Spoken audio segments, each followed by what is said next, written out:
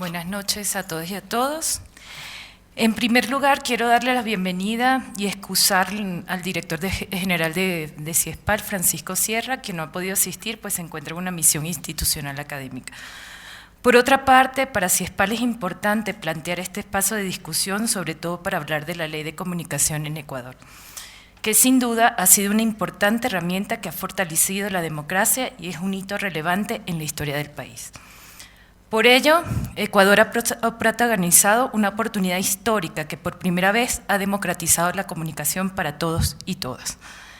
La Ley Orgánica de Comunicación es una victoria de las organizaciones sociales que lucharon por mucho tiempo por mejores condiciones para ejercer el derecho humano a la comunicación y el acceso universal a las tecnologías y medios que la facilitan.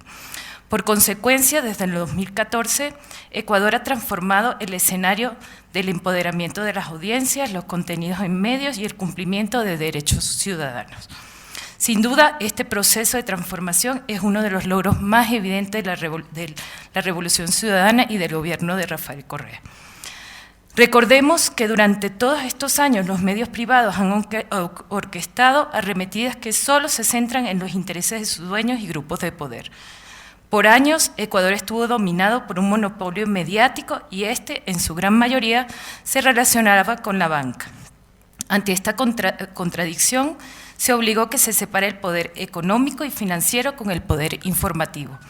Sin embargo, aún seguimos enfrentando la manipulación de la información y todavía existen los deseos de imponer una agenda política.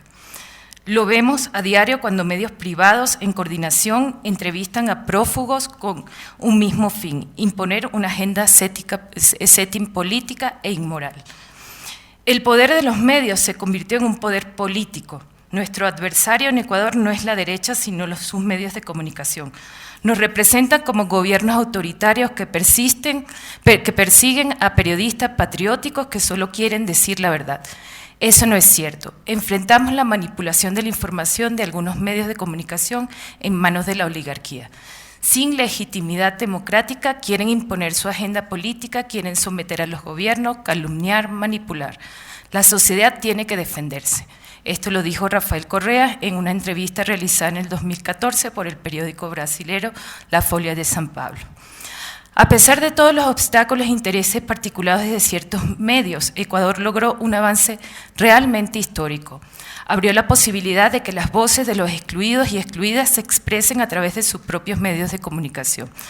Por lo tanto, la ciudadanía hoy en día cuenta con mayores garantías para acceder a información de calidad y con responsabilidad social. Los trabajadores y las trabajadoras de los medios cuentan con mejores condiciones para desempeñar su trabajo con respecto a sus derechos laborales. La diversidad cultural ecuatoriana ahora tiene más presencia en los medios de comunicación. El país y sus cineastas, músicos, actores, grupos culturales y productoras locales se han favorecido a través de la ley, que establece al menos el 60% de la programación diaria en el horario apto para todo público. Y se incluye un 10% de producción nacional independiente. La música nacional se representa con el 50% de contenido en la programación musical. Ahora la ciudadanía cuenta con un mecanismo legal que le ampara y defiende frente a posibles actos de difamación, ofensa o ataques a la dignidad personal y colectiva, difundido por medios de comunicación. Vivimos sin duda una plena transformación de derechos en materia de comunicación. Aún falta seguir trabajando, pero sin duda se ha dignificado este espacio que estaba dominado por élites que silenciaron por años nuestras voces.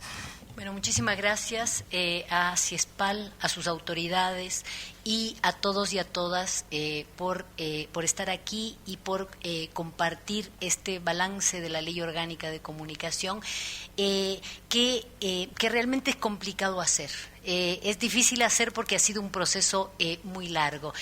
Yo quiero empezar diciéndoles a ustedes que la Ley Orgánica de Comunicación contiene y expresa unos avances, unas conquistas sociales que son nuestras, que son de la sociedad ecuatoriana.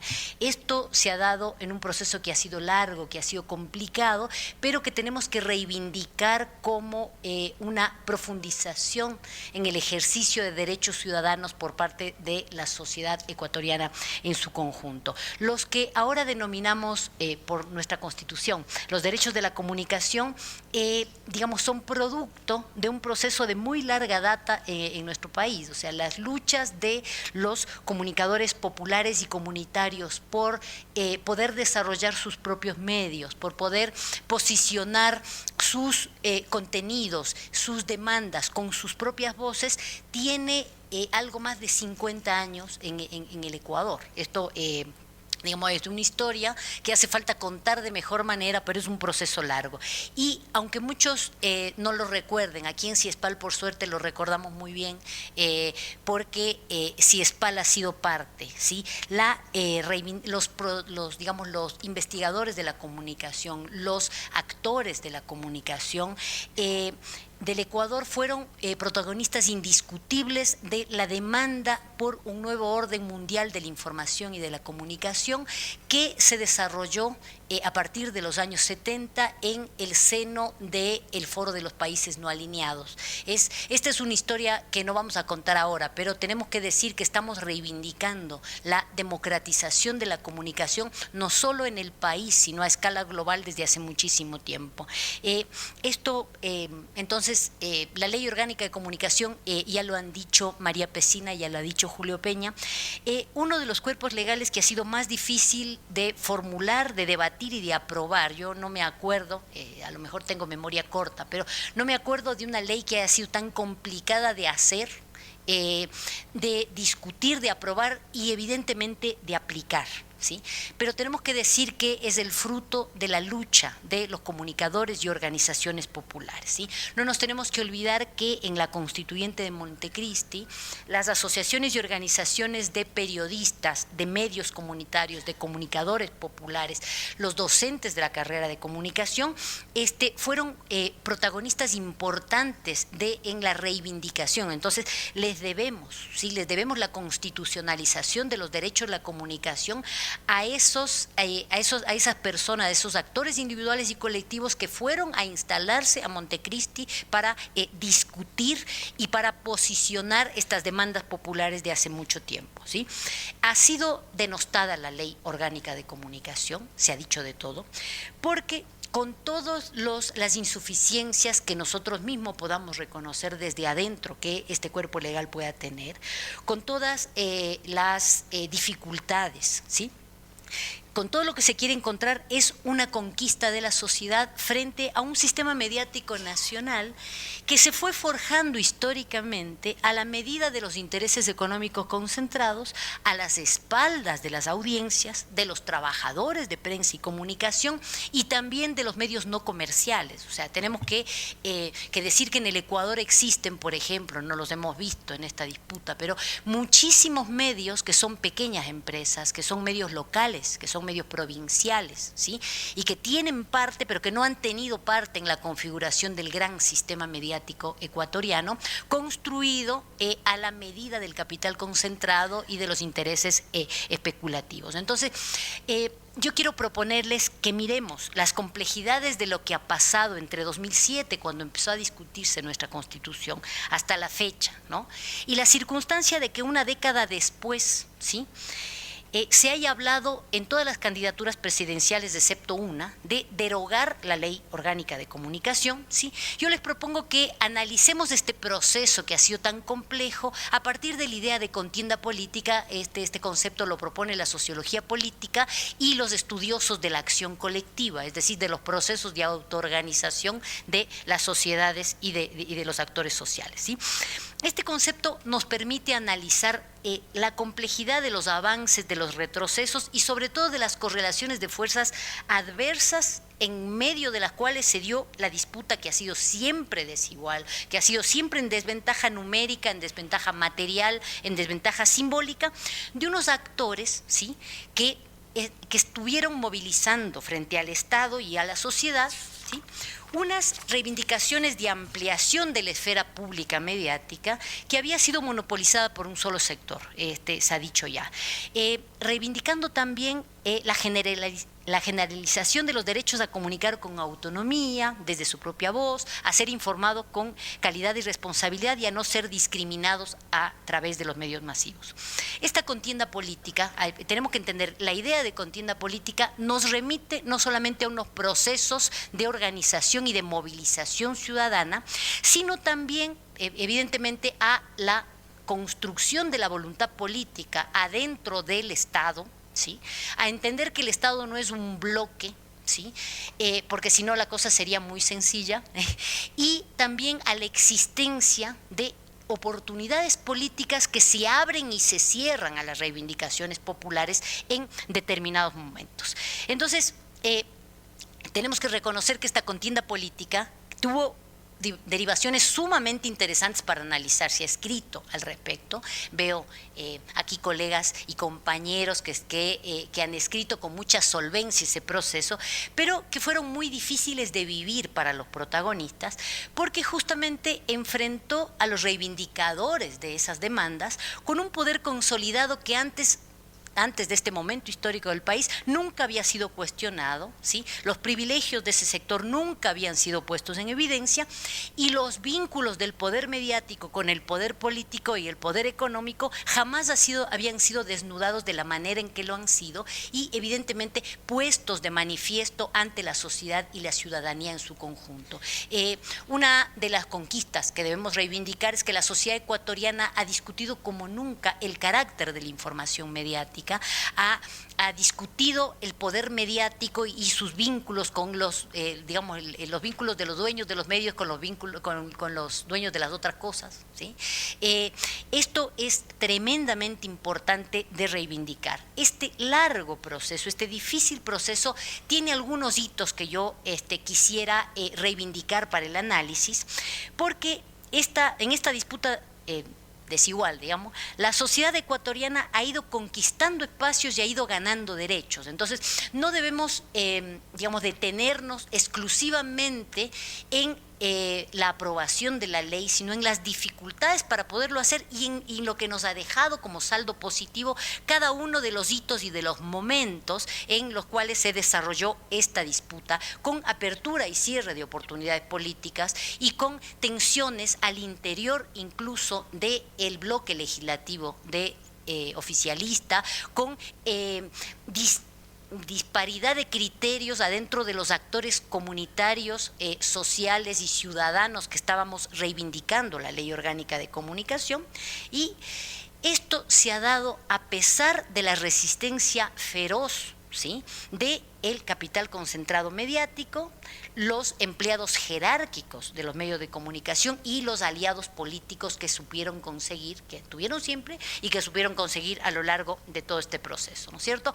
Entonces, este es un proceso largo y tenemos que reivindicar que tenemos un saldo positivo, ¿sí?, de empoderamiento de la sociedad ecuatoriana, de extensión de derechos y evidentemente de nuevas demandas para reivindicar. El primer hito es, como dijimos al inicio, la constitucionalización de los llamados derechos de la comunicación, ¿sí?, y la expedición de un mandato constitucional que disponía la aprobación de una ley orgánica al respecto en un plazo de 360 días.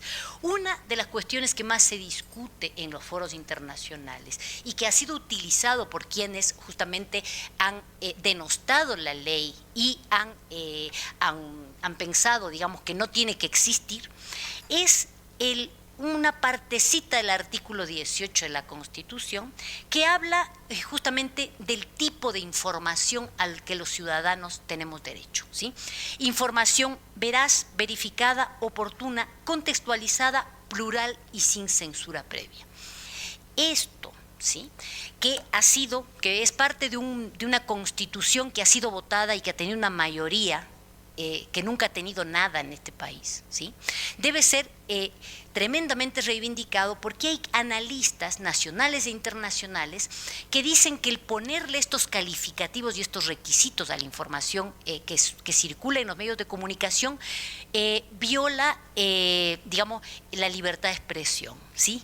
Porque esto ya lo podemos discutir, digamos, pero es importante entender que esto es la voluntad del pueblo ecuatoriano, ¿sí? Que se expresó en un 82% a favor de esta y de otras, digamos, disposiciones constitucionales y que no es de la ley, es decir, se le achaca a la ley, ¿sí? Esta suerte de censura que implica calificar el tipo de información, ¿sí?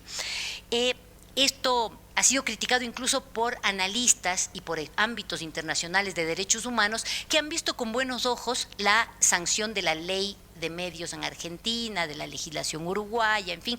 Entonces, esto es importante tener en cuenta la particularidad y la especificidad de la cuestión aquí en Ecuador, ¿sí? Otro hito que yo quiero reivindicar es la toma de estado parlamentario del primer proyecto de ley en el año 2009, ¿sí? El primer proyecto de ley que se presentó era bastante desastroso, si nos acordamos, tenía unas cuestiones bastante complicadas, pero ¿qué pasó con esto?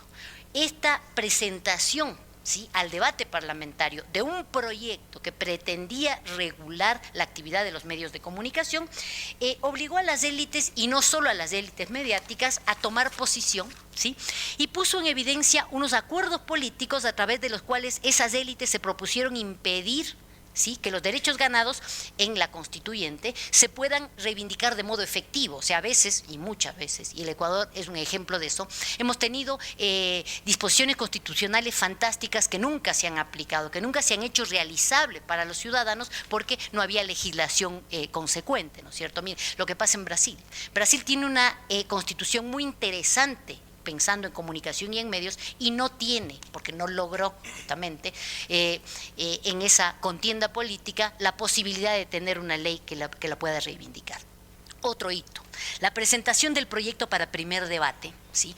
Puso en evidencia algunas fricciones adentro mismo de la Asamblea Nacional y en el mismo bloque que estaba impulsando la ley, que era el bloque de legisladores de Alianza País. Incluso en la función de ejecutiva, ¿sí?, mostró que la ley de comunicación para algunos funcionarios importantes de la función ejecutiva no era prioritaria, ¿sí? Al mismo tiempo, supuso la participación de muchísimos actores populares a lo largo y a lo ancho del país que estaban pensando, ¿sí?, ayudándonos a pensar qué es lo que tenía que tener la ley. La gran caravana de la comunicación organizada por la Coordinadora de Medios Populares y Comunitarios es un ejemplo de todo lo que se construyó. Hay que sistematizar eso porque es un acervo de ideas, ¿sí?, muy importantes para que podamos reivindicar nuestros derechos. Otra cosa, también puso en marcha, ¿sí?, esta presentación del proyecto para el primer debate, una costosa campaña de publicidad y una enorme campaña de prensa, ¿sí? La ley de comunicación tiene la particularidad no solamente de tocar intereses que no habían sido tocados, sino de vernoslas con quienes, con los actores que están encargados de la constitución y la diseminación de la palabra pública, ¿sí? Entonces, una campaña de prensa en contra, con más una serie de campañas publicitarias diseñadas y construidas para justamente sacar de la agenda o digamos, impulsar esta idea de que la mejor ley es la que no existe, es lo que sufrimos en este momento, ¿sí? La consulta, otro hito, la consulta popular de 2011, ¿sí?, a partir de la cual el pueblo ecuatoriano decidió, mediante el voto, prohibir que las instituciones del sistema financiero privado y los medios de comunicación tuvieran los mismos dueños, ¿sí?,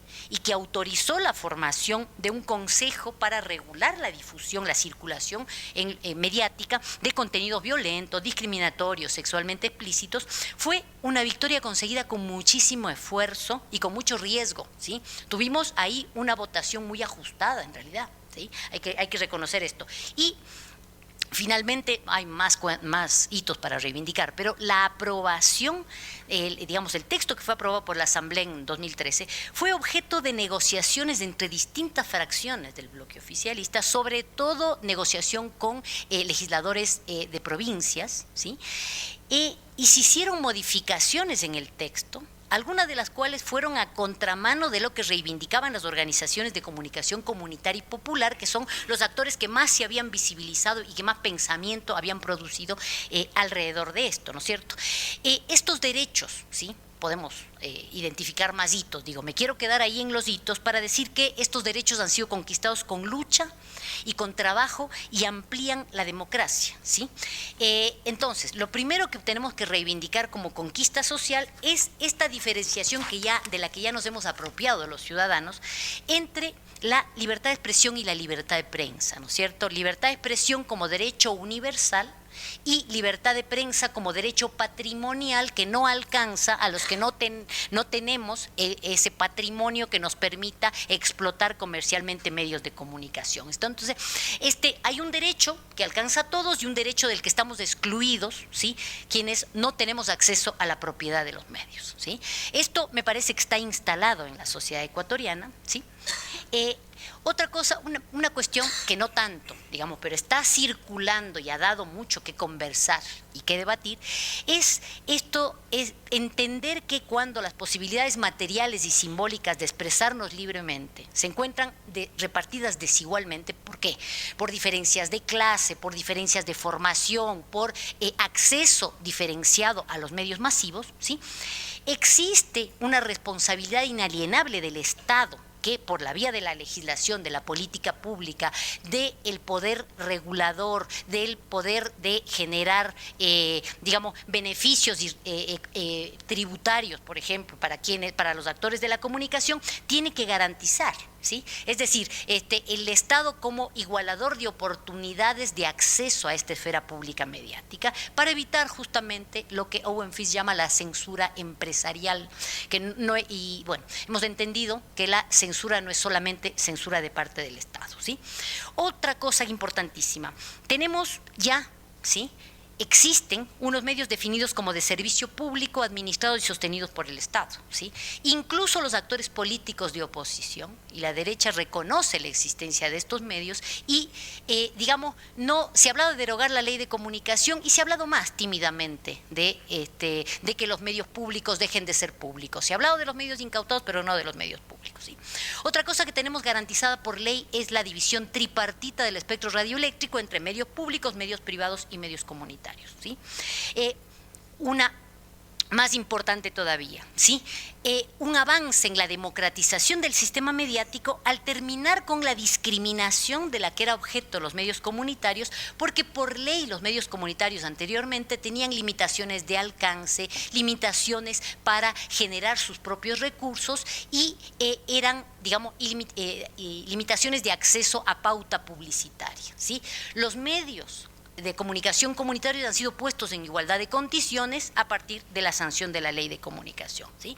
Tenemos un reconocimiento que hasta ahora solamente es formal, pero es un reconocimiento que está garantizado por ley, de la deuda histórica que mantiene el Estado con el sector comunitario de la comunicación, que es un sector muy dinámico, históricamente consolidado. También hemos logrado, como sociedad ecuatoriana, construir una institucionalidad a la que el ciudadano puede acudir para demandar, ¿sí?, cuando sus derechos sean violados en el espacio mediático, cuando no se respeten sus derechos a la información y a la comunicación, ¿sí? Todavía tenemos que acostumbrarnos a usar estos espacios, a acudir a esta institucionalidad, pero esta institucionalidad existe, ¿sí? Otra cosa, tenemos, decía María Pesina, una tutela del Estado garantizada normativamente para respetar los derechos de los periodistas y trabajadores de prensa. Son un sector, todos sabemos, quienes hayan trabajado en medios, un sector enormemente precarizado, de una rotación tremenda, o sea, no existe el concepto carrera en los medios de comunicación. Sí, ahí vamos. Creo que voy a lograrlo. Otra cosa, tenemos una cosa importante, tenemos cuotas de pantalla para la producción nacional e independiente también garantizadas por ley, ¿sí? Los medios están obligados, ¿sí?, a ceder espacio a la producción nacional y a la producción independiente y a la exhibición de cine nacional y de cine iberoamericano. Esto es tremendamente importante. Y una cosa que espero que sea discutida en la mesa, ¿no? Una ampliación todavía no sabemos cómo funciona, pero está garantizada por ley. Una ampliación de las posibilidades de trabajo para creadores culturales, realizadores, técnicos, también periodistas profesionales, no sé, modelos, en fin, hay unas posibilidades para el trabajo ecuatoriano en los medios de comunicación que la ley garantiza, ¿sí? Ahora, este proceso democratizador que se ha dado con dificultades porque la contienda política no sería contienda si nos ofreciera igualdad de oportunidades a quienes queremos ampliar los derechos a los que tenemos acceso y los queremos reivindicar, ¿sí? Este proceso democratizador nos queda debiendo algunas cosas de las que tendríamos que empezar a hablar en lugar de estar hablando de echar abajo y echar a la basura la Ley Orgánica de Comunicación. Tirar a la basura la Ley Orgánica de Comunicación significa tirar a la basura todo este proceso riquísimo, todos estos acumulados de experiencia, pero sobre todo unos derechos conquistados que ya nadie discute, ni siquiera los actores políticos de oposición en este momento, ¿sí? No hemos logrado, ¿sí?, avanzar en un reconocimiento de la especificidad de los distintos tipos de medios de comunicación, ¿sí?, que existen en nuestro país, ¿sí? Por ejemplo, para concursar por frecuencias de radio y televisión, existen grosso modo los mismos requisitos para los medios comunitarios que para los medios privados, ¿sí? Esto es, digamos, esto se puede solventar, pero es una deuda pendiente. Una cuestión en los medios de comunicación, sobre todo los pequeños medios, los medios regionales, los medios locales y los medios comunitarios, que ha sido complicada. La homología que se ha establecido entre profesionalización y titulación, ¿sí? Entender que periodista profesional es única y exclusivamente aquel que detenta un título de tal otorgado por una universidad, a lo mejor debería ser repensado en función de los pequeños medios, ¿sí?, y sobre todo de los medios comunitarios, porque al homologar titulación a profesionalización estamos perdiéndonos de una experiencia profesional acumulada por los comunicadores comunitarios que ha costado trabajo hacer y que realmente estamos desaprovechando como sociedad. Una cuestión a este respecto es que los requisitos que se han dado y las instancias para el reconocimiento de la experiencia, y esto que en algún momento frente a los legisladores decíamos, una suerte de mérito equivalente al título de los comunicadores populares y comunitarios, yo creo desde mi perspectiva que desalientan antes de impulsar el trabajo de los comunicadores comunitarios. Es decir, es necesario dinamizar eso, precisamente ese reconocimiento debería ser más efectivo. Otra cuestión que no es de la ley, es de la reglamentación y de la aplicación.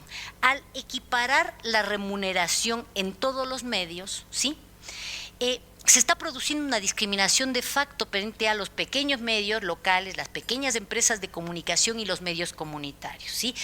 Porque de alguna manera se están oponiendo dos derechos, ¿sí? El derecho a trabajar con dignidad y a recibir una remuneración acorde, y el derecho a gestionar comunalmente los medios de otro tipo. O sea, lo que se produce es un no reconocimiento de otras formas de trabajo cooperativo que alimentan la labor y la relación de los medios comunitarios con sus audiencias, ¿sí?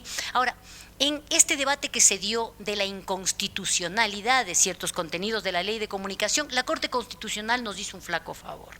No entendió la lógica de la concentración de la propiedad de los medios a escala global y le abrió la puerta al capital transnacional al declarar inconstitucional que los ciudadanos extranjeros puedan ser propietarios de medios en el país. Esto no es chauvinismo, no es nacionalismo con Z, es reconocer la estructura del sistema mediático mundial e impedir justamente la financiarización de los medios de comunicación nacionales, ¿sí?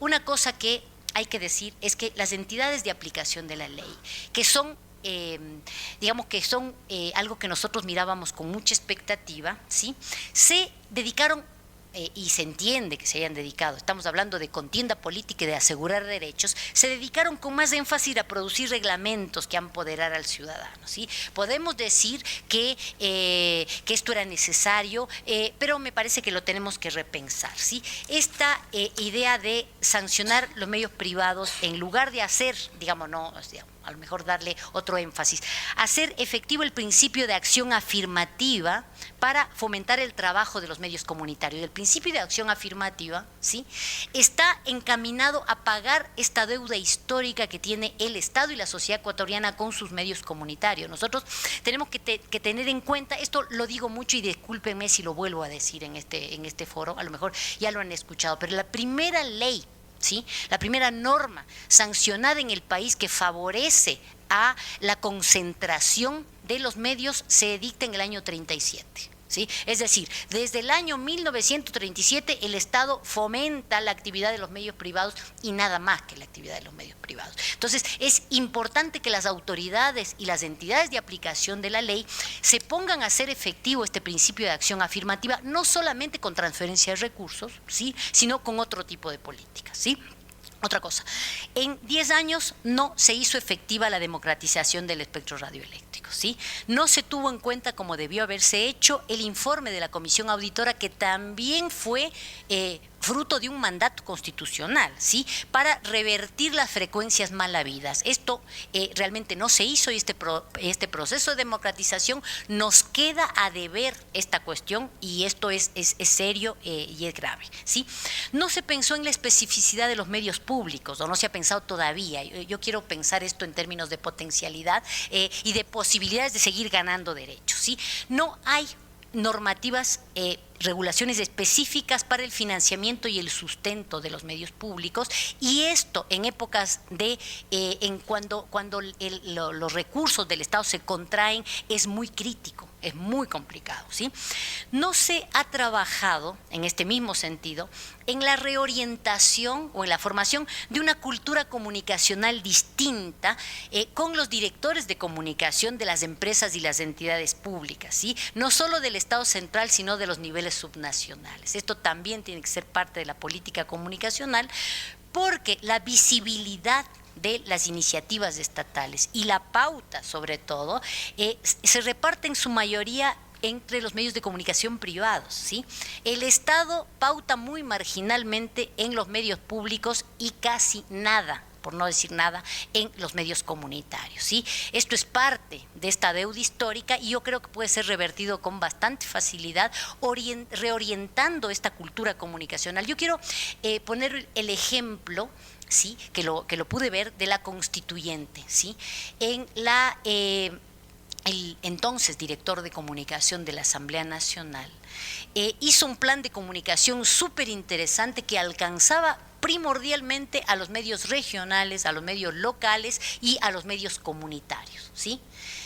Tenemos que reconocer cuál fue el resultado de eso y cuál fue la votación que tuvo la Constitución Nacional. O sea, para decirles a los comunicadores, a los directores de comunicación de las entidades públicas que sí reditúa no solamente la difusión en términos de posicionamiento de ciertas cuestiones en el espacio público y un mayor empoderamiento de los ciudadanos, sino que fomenta económicamente a medios pequeños y a medios comunitarios que lo requieren en el ejercicio de esta acción afirmativa que está garantizada y consagrada en la Ley Orgánica de Comunicación. Yo les agradezco mucho su atención a esta exposición y les invito y nos invito a pensar estas deudas pendientes como unas potencialidades para que en un futuro cercano la sociedad ecuatoriana siga reivindicando y ganando más espacios y más derechos en el ámbito de las normativas y de las políticas de comunicación. Muchísimas gracias. Básicamente mi exposición se basa en la experiencia que he tenido como presidente de la sociedad, justamente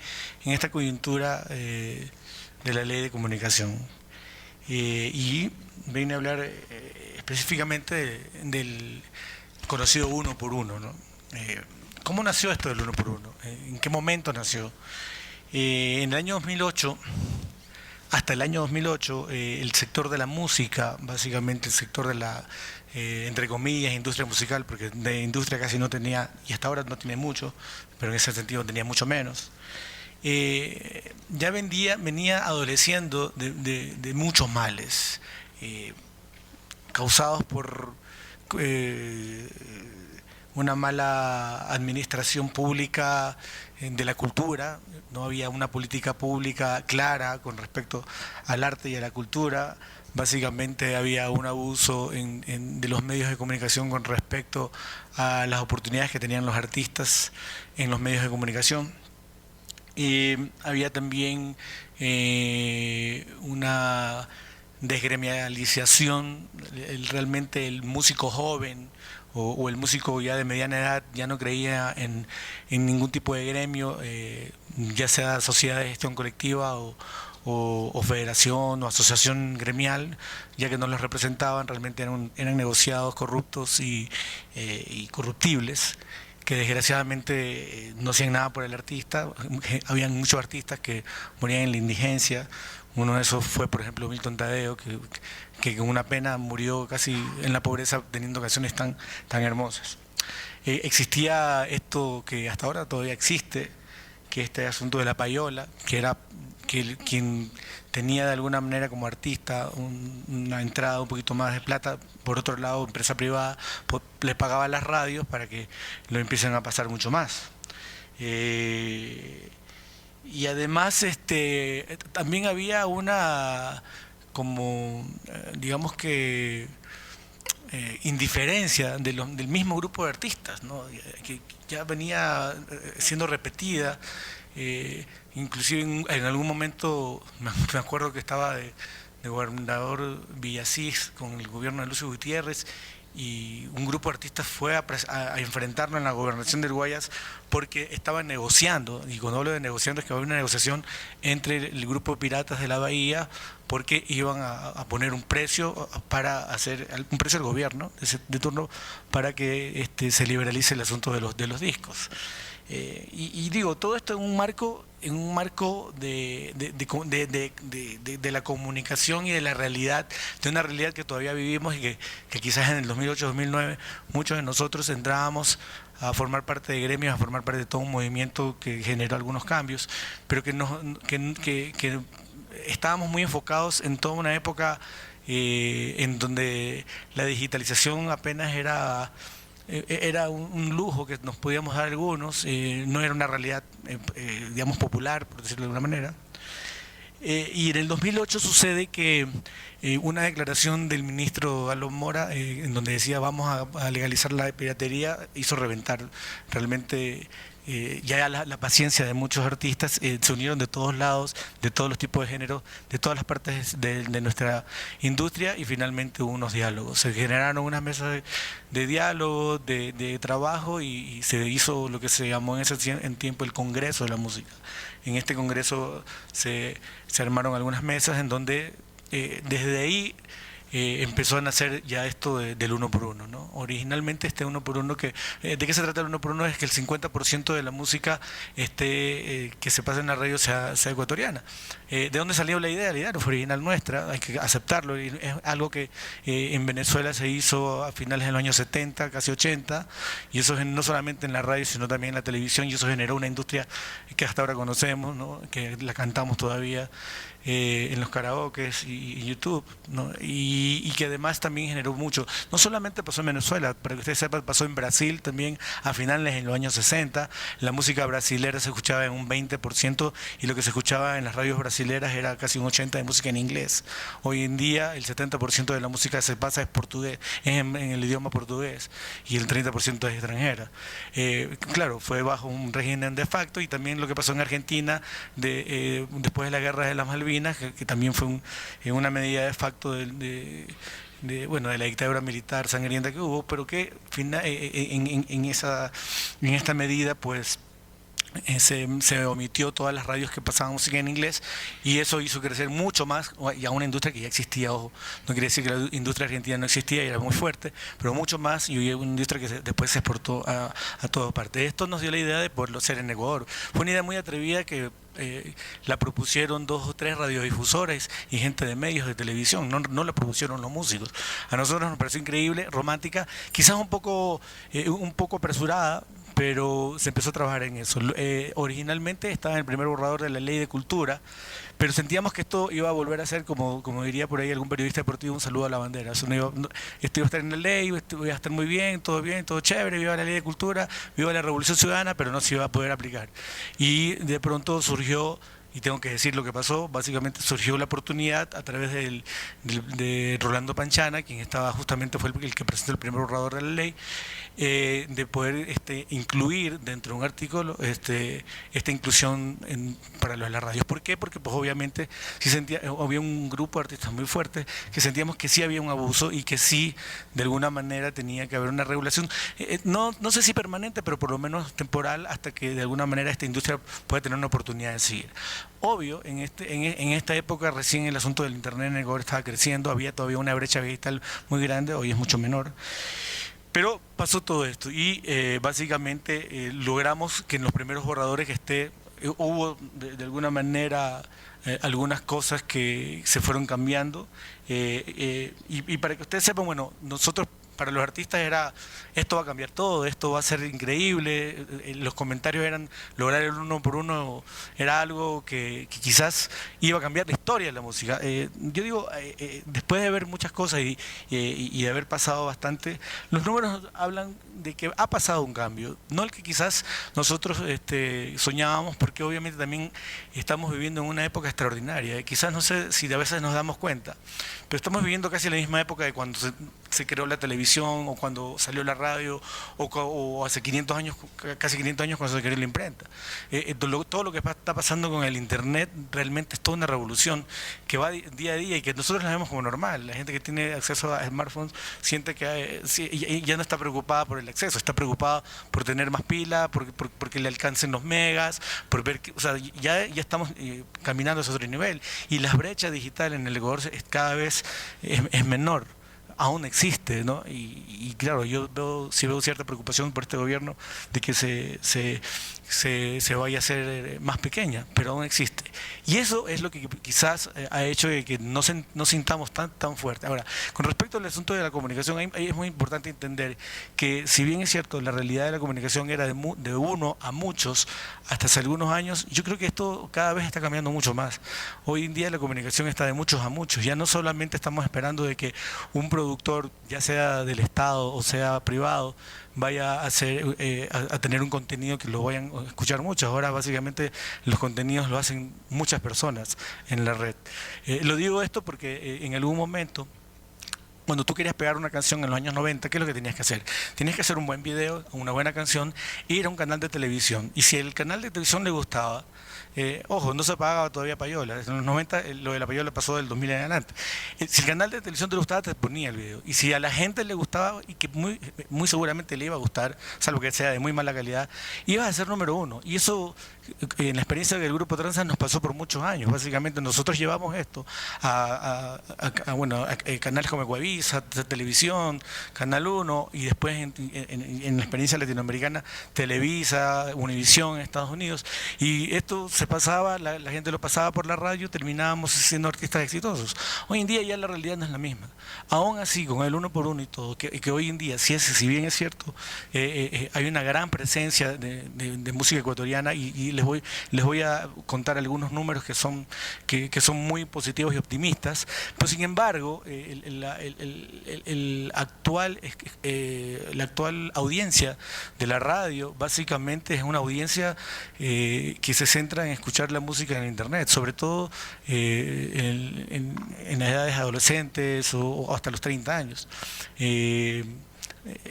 Hablando un poquito del término de ecología de medios, que es un término que está creciendo bastante y que se está científicamente demostrando que existe, todo lo que está pasando mucho, que todo lo que se genera en el internet está siendo replicado en los medios masivos, o sea, hablamos de radio y televisión, y no lo contrario, ya cada vez es mucho menos, ¿no? Hay todavía un círculo ahí, a veces vicioso, a veces virtuoso, virtuoso de cómo va circulando los contenidos.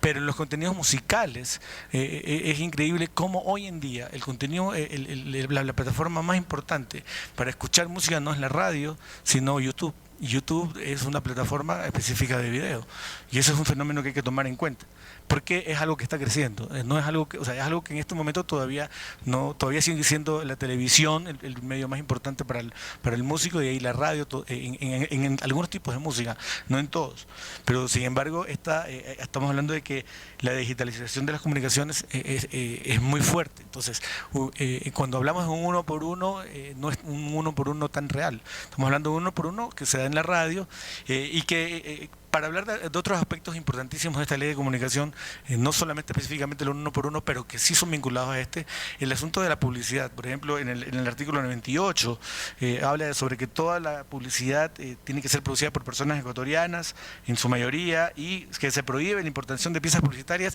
Esto ha dado trabajo a muchos músicos.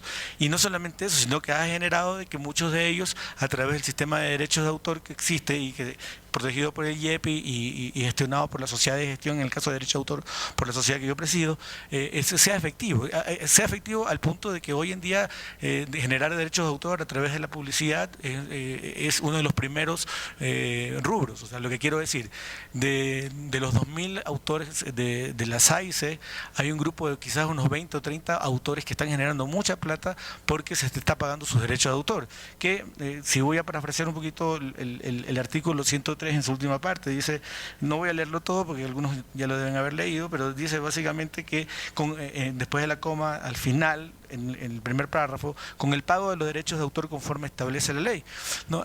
Inclusive para presentar su... quizás me equivoque un poquito con lo que voy a decir, no va a ser un poquito preciso, pero para presentar el informe a la Comisión de Participación Ciudadana tienen que presentar el pago de SAICE, y de hecho si ustedes ponen SAICE o pago de derechos en YouTube van a encontrar que hay un montón de facturas de las licencias emitidas por la sociedad que están subidas como parte de la prueba de que ellos están al día con el pago de los derechos de autor, y eso es positivo porque ¿qué es lo que está pasando ahora? Y ahora sí voy a hablar de los aspectos positivos de la ley con respecto a la música y específicamente con respecto al derecho de autor. Específicamente, yo les voy a hablar de que en el año 2012, de las 700 radios que estaban inscritas, no me acuerdo cuál era la institución de esa época porque todavía no existía la Cordicom, en las radios que pagaban, solamente 80 radios pagaban derecho de autor, ¿no? En el 2016, 206 radios de 680 pagan derecho de autor. Entonces ha sido un logro porque pues obviamente la gente los dueños de radio o quienes están en las radios están conscientes de que es importante pagar el derecho de autor. Obviamente también tiene esto mucho que ver con haber nosotros cumplido con el reparto. No es una sociedad de gestión colectiva que recauda y no reparte los derechos de autor a sus autores, pues obviamente va a estar incumpliendo.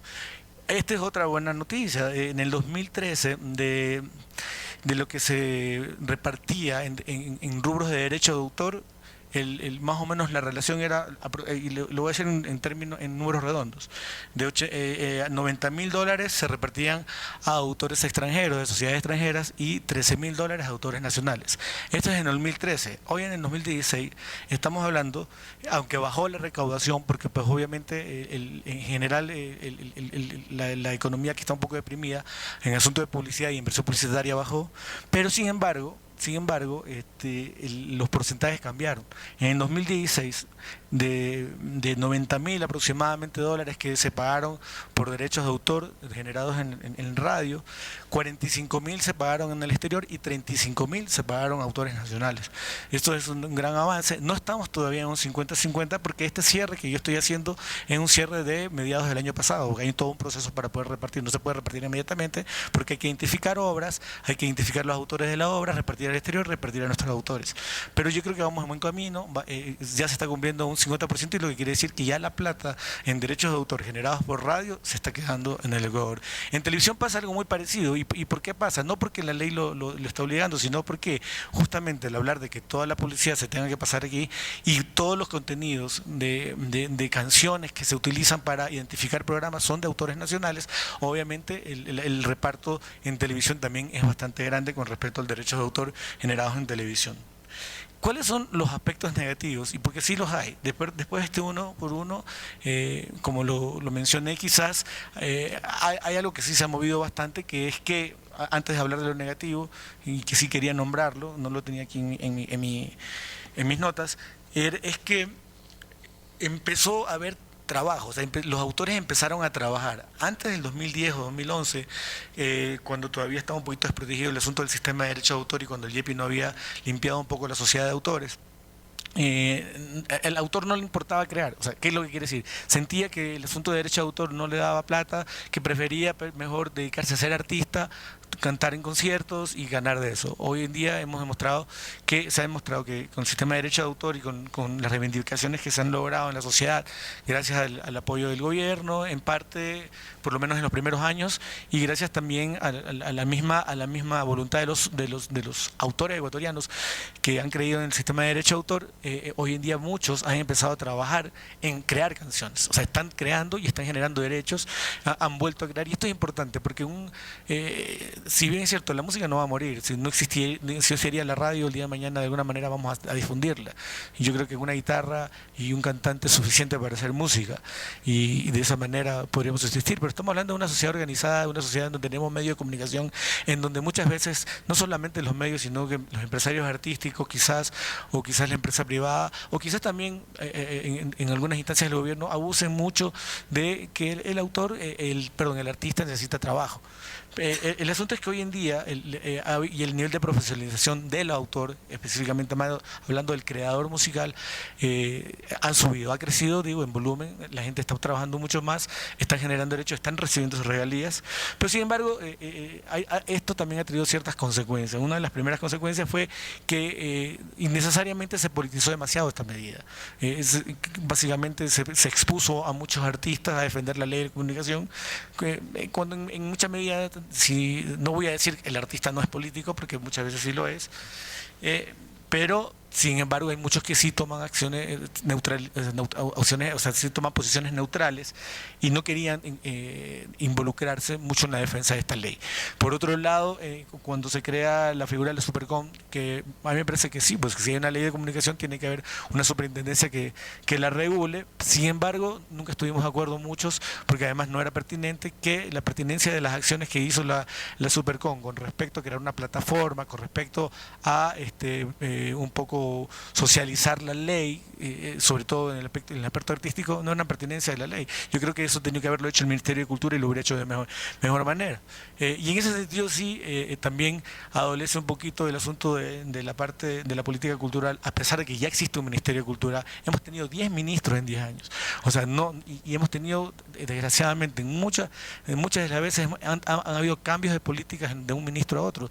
Y yo conozco compañeros que ya inclusive cuando se le han aprobado proyectos, cambia el ministro y básicamente su proyecto se cae. Y eso es terrible, porque no hay una continuidad. O sea, lo que quiere decir que, si bien es cierto, hay un Ministerio de Cultura, no hay políticas claras de la cultura. Y la prueba está que se acaba de aprobar una ley de cultura después de 10 años. Después de 10 años. O sea, eso es terrible. Y que además, esto uno por uno debió haber ido en la ley de cultura, realmente. Pero como ustedes lo saben y como lo pensamos al comienzo, tuvimos que ponerla en la ley de comunicación porque para nosotros era pertinente, era la única manera de hacer que los medios de comunicación de alguna manera dejen los abusos. Y esto justamente trajo otra consecuencia negativa y en muchos casos nefasta, que es una relación terrible con no solamente con los dueños de la radio, que mucha gente somos aliados naturales, no son los difusores, por muchos años lo fueron, sino también con los programadores, con los mismos trabajadores de la radio, en donde en algunos casos existieron listas negras de artistas que estuvieron apoyando la ley. Entonces eso fue terrible porque se desquebrajó una alianza natural que siempre ha existido con los medios y que no debió haber pasado eso. Esta relación con las radios termina siendo afectada hoy en día, y un poco porque pues en el proceso de crear las regulaciones de las mesas de trabajo, si bien es cierto, a muchos se los invitó, no todos estuvieron y no pudieron formar parte, muchos representantes de radiodifusores, y eso hizo que se requebraje un poco esta relación. Hoy en día, a pesar de que una de las una intención original de que los artistas hayan propuesto este 1 por 1 era que se acabe con la payola, pues hoy en día la payola existe. Y básicamente hay una tremenda priorización del catálogo antiguo nacional. ¿A qué me refiero? Hoy en día ustedes prenden la radio y van a escuchar a mi grupo, que es un grupo que ya hace 10 años ya se separó, van a escuchar Clip, van a escuchar Maya Albornoz, van a escuchar Contravía, van a escuchar grupos de hace 20 años. No hay realmente un espacio para la música independiente nueva, para la música alternativa. Todos los jóvenes músicos que hoy están saliendo de las universidades que no existían hace 10 años, que existían hace 20, hace 15 años, no existían. Yo hubiera querido estudiar música, pero bueno, también me gustó la comunicación.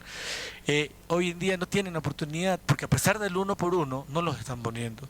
Entonces, seguimos hablando de que ¿cuál es la alternativa? La alternativa es, ok, no me ponen en la radio, entonces busco las redes. Y finalmente, pues, eso es lo que está pasando. Y finalizo simplemente haciendo conciencia y haciéndonos pensar un poquito en que estamos viviendo en una época que si bien es cierto, esta ley es muy justa en muchos aspectos, también tenemos que tomar en cuenta que cada vez, como lo dije al comienzo, la ley, la comunicación ya no está siendo concentrada por grupos de poder, ya sean estatales o ya sean grupos privados, sino que también cada uno de nosotros.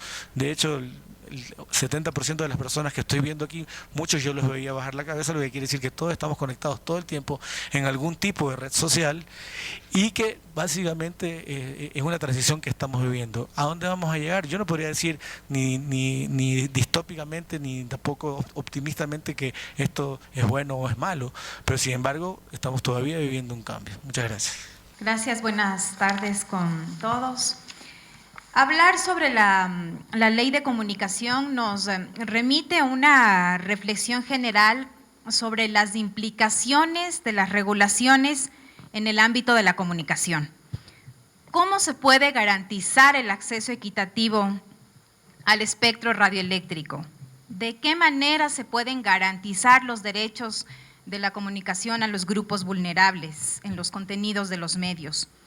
¿Cómo se puede evitar la concentración de la propiedad de los medios de comunicación en algunos grupos, e incluso con vinculaciones políticas? Así como también otras preguntas. ¿Qué tanto los esquemas de regulación empoderan al ciudadano para el ejercicio de su derecho a la comunicación y otras garantías individuales? ¿Cómo establecer un sistema de pesos y contrapesos entre las instituciones reguladoras y los actores individuales y colectivos? Parece que actualmente existen dos posiciones encontradas sobre los procesos regulatorios. Una que efectivamente sostiene que la única forma de ejercer las libertades es la no regulación. La segunda posición al respecto reconoce que la regulación es un elemento necesario, pero no suficiente, para el ejercicio del derecho a la comunicación. Ahora bien, esta segunda posición se concibe como una lucha histórica que empieza a finales de los años 60 y que conlleva una propuesta de reivindicación de los llamados en ese entonces países del tercer mundo. Es decir, que la propuesta de la regulación en el ámbito de la comunicación no pertenece exclusivamente a un gobierno, sino que tiene origen hace aproximadamente 40 años, vale la pena recordarlo. Surge como una propuesta del movimiento de países no alineados, integrado por buena parte de los países del tercer mundo, el cual propuso la conformación de un nuevo orden internacional de la información, tema que posteriormente fue incorporado en la agenda de la UNESCO. Hablamos, como les decía, de finales de los años 60, principios de los años 70. ¿Cuáles fueron los temas que se denunciaron en aquel tiempo? Principalmente las asimetrías en la circulación y en la generación de la información.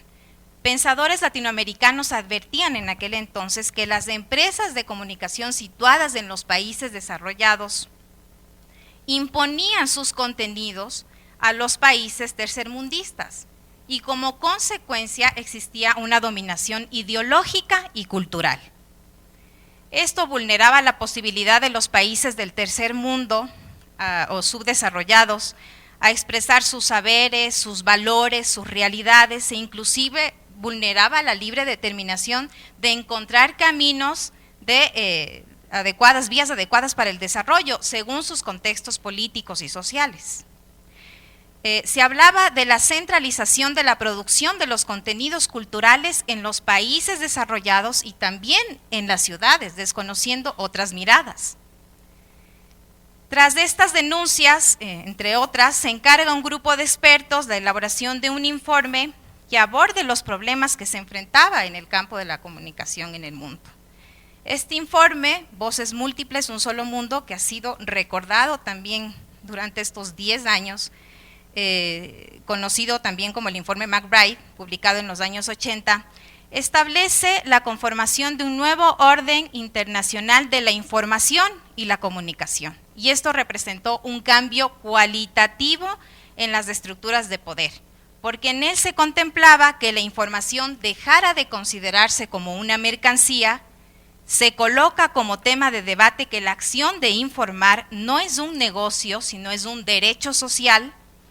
La participación de las mayorías en la formulación y en la ejecución de políticas nacionales de comunicación como un medio para superar que las audiencias sean consideradas como unos meros receptores, y la generación de una pluralidad de fuentes de información que anuncien, exhiban esas miradas que en ese momento estaban invisibilizadas. Esta propuesta, como ya muchos de ustedes lo habrán leído, desató crisis diplomáticas que desembocaron en la salida de Estados Unidos, del Reino Unido, de la UNESCO, tras una fuerte oposición de medios de propiedad privada y asociaciones, y entre ellos, históricamente, la CIP, debido a que los cambios representarían una clara intromisión en el flujo libre de la información y la opinión. Ahora, la revisión bibliográfica señala que desafortunadamente los debates e ideas surgidas durante este periodo no encontraron asidero en las décadas posteriores, pese a la urgencia de los procesos regulatorios que contribuyeran a un equilibrio y a la autonomía cultural de los pueblos latinoamericanos. El contexto político y económico marcado por el ascenso del neoliberalismo, la disolución de la Unión Soviética, las dictaduras en la región, entre otros aspectos, mermaron la continuidad de las ideas planteadas.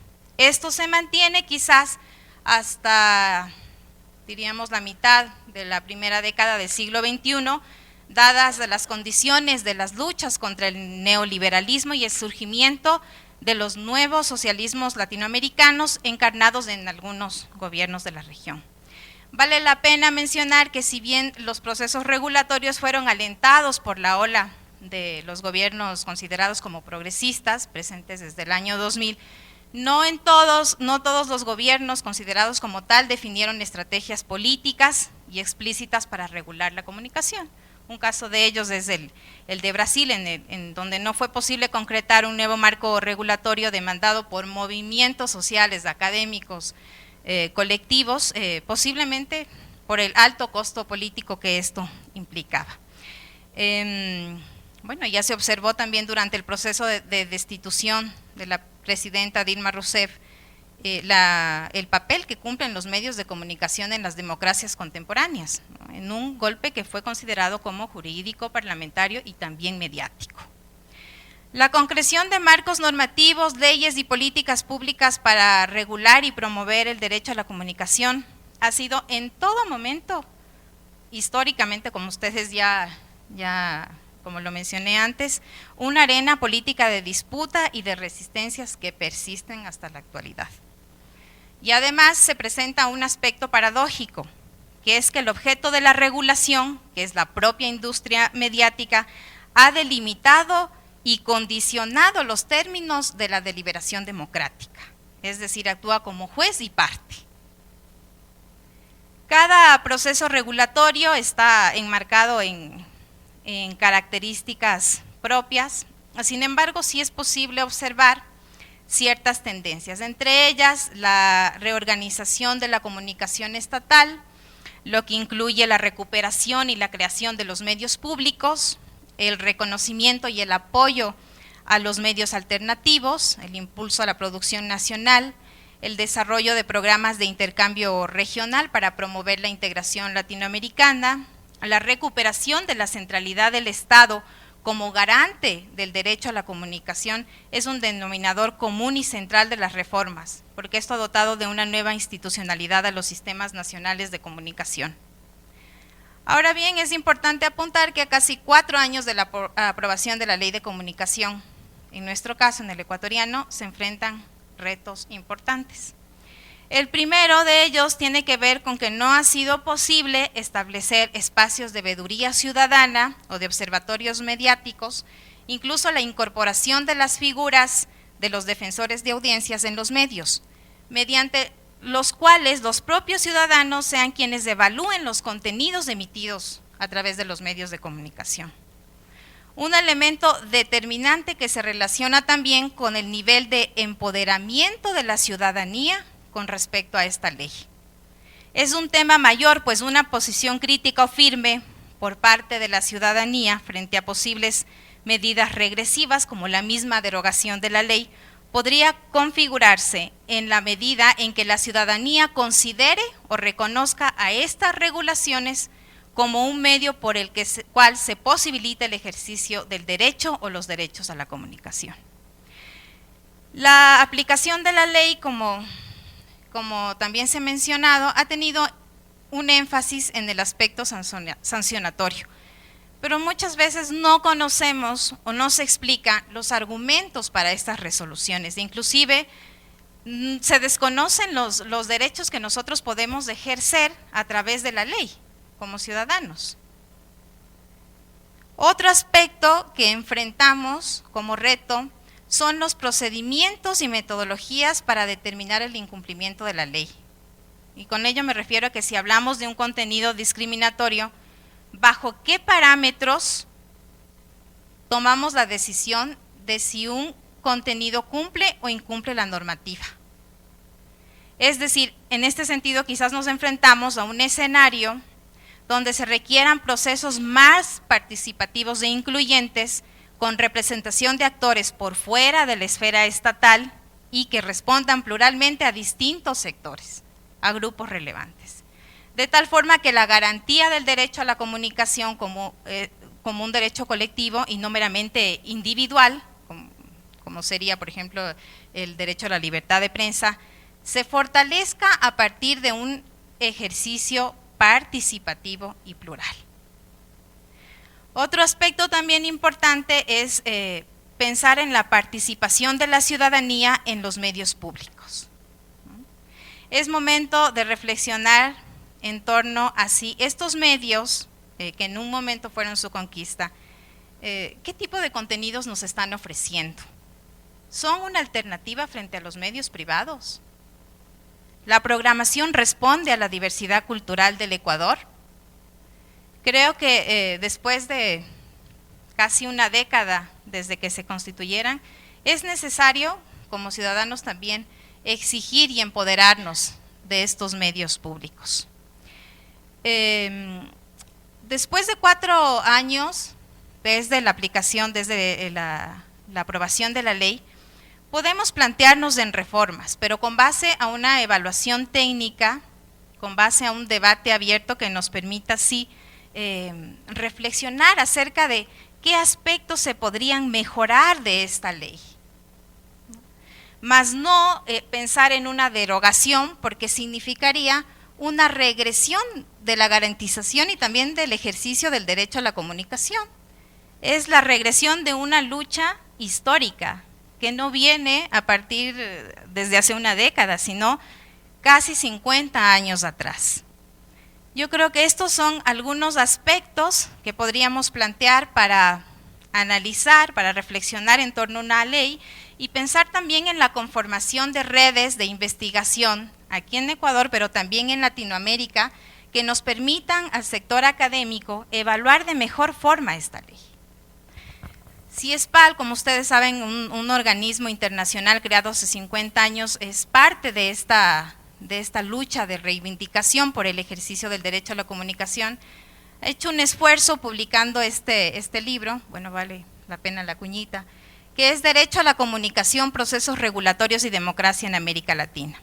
Aquí hemos reunido la situación de 9 países de Latinoamérica con respecto a las normativas y a los procesos regulatorios que están experimentando en algunos países. Tenemos autores connotados de Argentina, de México, de Venezuela, que relatan qué está sucediendo en estos países. El capítulo ecuatoriano está escrito por el profesor Hernán Reyes, que está por aquí adelante, y que, bueno, ha revisado la trayectoria de la Ley de Comunicación sin dejar de ser crítico sobre algunos de estos aspectos que es necesario debatir, entre ellos algunos de los ya mencionados. Entonces, pensar en la Ley de Comunicación, pensar en el corazón de la Ley de Comunicación es referirnos primero a una lucha histórica, ¿no? Y eso no debemos olvidarlo para no desconocer la importancia y proyectarnos hacia el avance de la garantización de los derechos, más no a un retroceso, como podría ser una derogación, argumentando que la mejor ley es la que no hay. Un honor compartir con tan selectos colegas, artistas y con ustedes que muy gentilmente nos acompañan. Quería justamente poner acento en lo que ya se ha dicho en esta mesa y es el aspecto paradigmático de esta ley de comunicación que por supuesto descoloca esa centralidad de los propietarios de los medios de comunicación a los otros actores que siempre estuvimos ocultos de esa posibilidad de protagonismo, de modo que el momento en que se nos dice queremos echar al tarro una ley como esta, muchos nos sentimos como invadidos en conquistas que probablemente, pues más allá de un gobierno, se lo ha dicho, se han adquirido con muchísima movilización, muchísimos argumentos, mucho contexto detrás de lo que se ha buscado. Pero hoy en específico queremos hablar desde la perspectiva de los profesionales de la comunicación, un poco desde esta mirada en primera persona, si es que me lo permiten.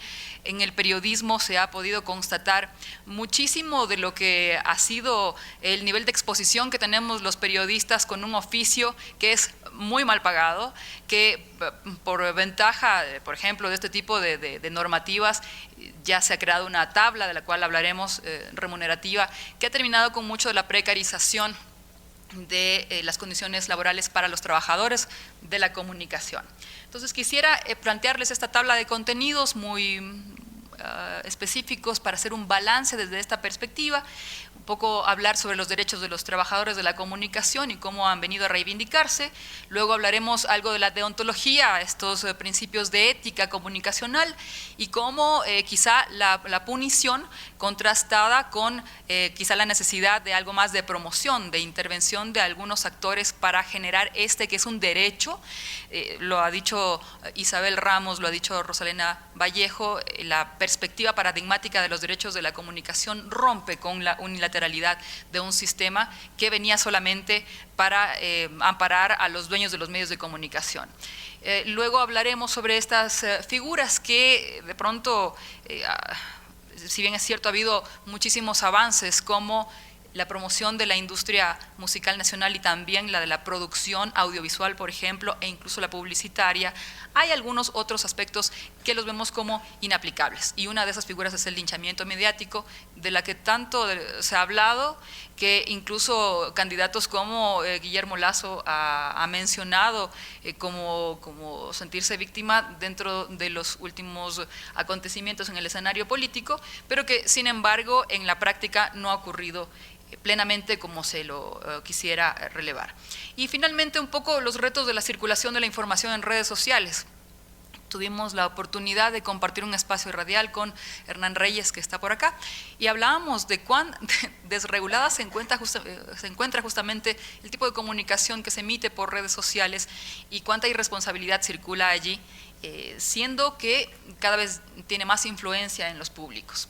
De modo que comencemos rápidamente entonces con lo que implica los derechos de los trabajadores de la comunicación, y creemos que un balance objetivo, justo sobre la ley, es que se dio una guerra a la precarización y se dio una dignificación de los derechos de los trabajadores de la comunicación. Quienes estuvimos en radio iniciando sabemos cómo nos tocó por ventaja algún tipo de medio que nos dio seguridad social, que nos dio un buen salario. Lo recuerdo a los 17 años claramente, pero los otros colegas recibían sueldos bajísimos, no tenían las posibilidades de estar dotados de los insumos y siempre estaban en pues, circunstancias muy precarias. De modo que es importante destacar que la remuneración conforme a las tablas que se han regulado, y este es un dato del Cordicom, ha logrado mejorar en un 400% las remuneraciones, una tabla que ubica en los mínimos de los salarios a los periodistas con título en un promedio de $850, un egresado periodista en $700, un asistente de comunicación 570, un productor 500. Estábamos hablando de sueldos muy precarios en la antigüedad de 100, 120, siempre incluso por debajo del propio salario básico unificado. También se ha promovido las garantías laborales, la seguridad social y la inclusión. Y esto es un aspecto que quienes estamos o estuvimos en medios de comunicación hemos podido constatar.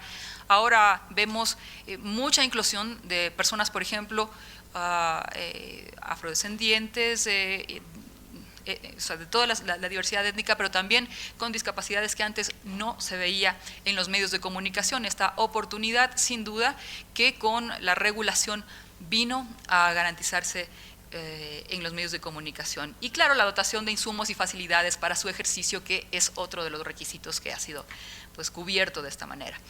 Otro aspecto que es interesante señalar es que la profesionalización que dividía tanto, ustedes recordarán, y ahí le hablo a los colegas, a los empíricos de los titulados, pues vino a resolverse con el reconocimiento de la experiencia que, por ejemplo, los colegas camarógrafos, técnicos, habían recabado por años y que gracias a este proceso de certificación mandado por la ley, ejecutado por el Cordicom, se pudo alcanzar a 1.500 trabajadores de la comunicación y trabajadoras de la comunicación con certificaciones que tienen un reconocimiento internacional y que sin duda también ha proyectado una mejora salarial consistente.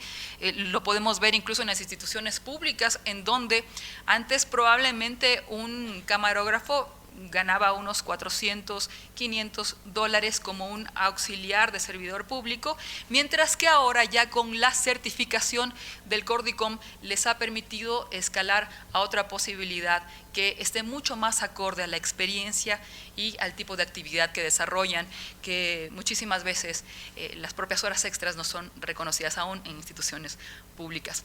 Y pues justamente este 61% de los trabajadores de medios era el que no tenía esta titulación, lo cual vino a cubrir este principio. ¿Qué desafíos tenemos en cuanto a los derechos de los trabajadores de la comunicación? Quisiera recoger estos principios que allí los periodistas quizás puedan hacerme un poquito de barra al estar pendientes de esto que se llama cláusula de conciencia. O sea, ¿cuánta deuda hay alrededor de esto? Pues la aplicabilidad es bastante compleja, pues riñe normalmente con la línea editorial de un medio. Puede ser público estatal o privado. En el artículo 39 de la Ley de Comunicación se refiere a la cláusula de conciencia como que las y los comunicadores sociales podrán aplicar esta cláusula sin que este hecho pueda suponer sanción o perjuicio para negarse de manera motivada a realizar una orden de trabajo o desarrollar contenidos, programas y mensajes contrarios al Código de Ética del Medio de Comunicación o a los principios éticos de la comunicación. Suscribir un texto del que son autores cuando éste se haya modificado por un superior en contravención al Código de Ética. El 1 habla acerca de desarrollar un trabajo muy apegado a los códigos deontológicos de los medios de comunicación, pero resulta que la tiranía de los auspiciantes veda muchísimo de lo que significan los contenidos periodísticos, y estoy hablando de una experiencia personal, por ejemplo, en donde no pudimos sacar un reportaje de un medicamento que debió descontinuarse en el Ecuador mucho antes de lo que se descontinuó, pues el medio de comunicación prohibió en virtud de que la farmacéutica era auspiciante. Este tipo de cosas, pues cuando el trabajador de la comunicación dice yo me resisto a poder censurar mi reportaje, pues simplemente es renuncia. O sea, cláusula de conciencia, perdón, pero sigue siendo una entelequia en el Ecuador y difícilmente podremos llegar a como una conquista. Y luego, suscribir un texto del que son autores cuando éste haya sido modificado por un superior. Todos los titulares son modificados por un editor, y cuando vemos portadas como La Vistazo, que son absolutamente tendenciosas, y probablemente hay un contraste entre el titular, la portada y el contenido, ya no es una responsabilidad de los periodistas hacerse cargo de lo que se ha dicho. De modo que cláusula de conciencia es uno de los temas que todavía se constituye en desafío, así como la protección frente a amenazas de los periodistas. Como hemos dicho al principio, el oficio nuestro está expuesto al escrutinio público permanentemente, y los gremios han fracasado en la protección debido a, ya no diría polarización, sino de la cooptación de los medios, digamos, de los gremios que en teoría nos representan por parte de los círculos de derecha o de oposición. Vagamente o quizá nulamente hemos sido protegidos quienes hemos sido afectados de una u otra manera por los gremios que no nos representan. Tampoco hay una institucionalidad que materialice esa protección. Hace poquito, y lo conversábamos con Isabel antes de este foro, recibimos la queja, digamos, la preocupación de uno de nuestros colegas que hablaba de las amenazas de un candidato, muy concretas. No debería exponerse tanto, le decía el candidato. Cosas como estas siguen pasando con impunidad, con indefensión de los periodistas, y me parece que esto aún necesitamos propender a que se nos pueda proteger, garantizar. Y bueno, una capacitación continua que también siempre es un tema pendiente. En cuanto a la deontología, esto también estamos hablando del derecho a una información veraz, el derecho a una comunicación que no es de los medios, sino de quienes queremos tener un acceso real a todo aquello. Cuando los teóricos de la economía política de la comunicación, que es como el estudio marxista de los propietarios de los medios de producción o de la propiedad de la producción interviniendo en los contenidos, nos hablan de cuánto interviene justamente este sentido constitutivo de la línea editorial, del dueño del medio de comunicación. Estamos hablando de una garantía solamente para medios, la libertad de expresión solo para los propietarios, como la economía para los dueños de los medios de producción. Pero mientras nosotros hablamos de derechos de la comunicación, estamos hablando del sujeto, del ciudadano, de quien tiene este derecho de acceder a una información verificada. La Constitución 2008 introduce este tema de manera taxativa. El artículo 16 señala que una comunicación libre, intercultural, incluyente, diversa y participativa es nuestro derecho en todos los ámbitos de la interacción social por cualquier medio y forma, en su propia lengua y con sus propios símbolos. Recordemos que en la anterior ley, la de la dictadura 1975, si no me equivoco, permítame, 75, que existía una ley, solamente se reconocía el castellano y el quichua como idiomas oficiales. Ahora ya podemos contar con una gama muchísimo más amplia que representan a nuestros 20 pueblos y nacionalidades. El artículo 22, en cambio, habla de este principio del que Isabel Ramos también mencionó. Todas las personas tienen derecho a que la información de relevancia pública que reciben a través de los medios de comunicación sea verificada, contrastada, precisa y contextualizada. Aún estamos lejos de que esto ocurra, dada, y yo no quiero caer en el discurso de la polarización, pero el contexto nos ha llevado a estos contrapesos informativos en donde encontramos en los medios privados una carga absolutamente invisibilizadora de cualquier modo de pensamiento que no sea el de las élites económicas versus una comunicación de Estado.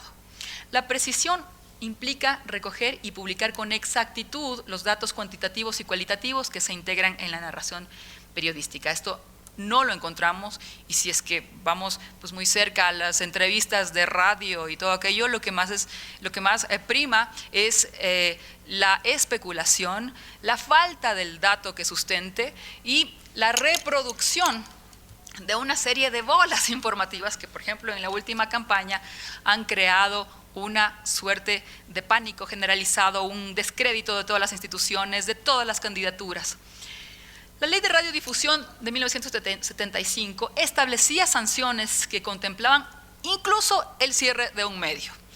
Muchísimos sectores se han rasgado las vestiduras diciendo que se prefería una desregulación, que el Ecuador no tenía regulación, pero sí la tenía, y tenía una ley más fuerte, una ley que podía cerrar medios, que podía mandar a la cárcel a los comunicadores, pero que en el último ejercicio del neoliberalismo no se le aplicaba por intereses de los propietarios de los medios.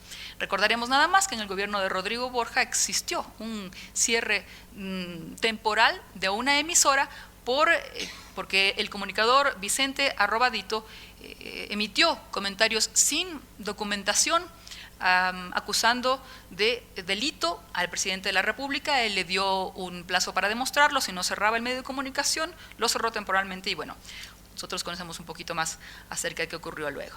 Y esta ley, justamente dentro de su capítulo, lo denominaba prohibiciones. En la Ley de Comunicación, ustedes encuentran en el artículo 10 todo lo que significa las normas deontológicas, como un principio en afirmativo de poder propender hacia una comunicación verificada, contrastada, veraz.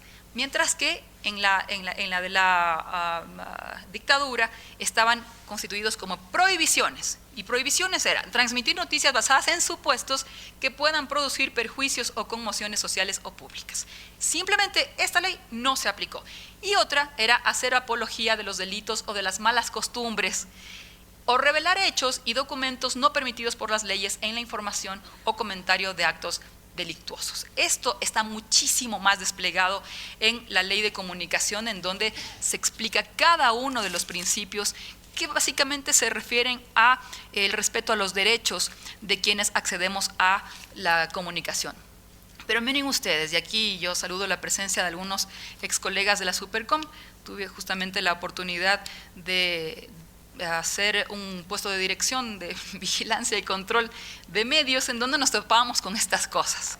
Aún existen este tipo de manejos de la información mercancía, como lo mencionaba Rosalena Vallejo, que es un modo de producción de noticias como productos de compra y venta, precisamente. Así la sangre vende, así una fotografía de morbo vende.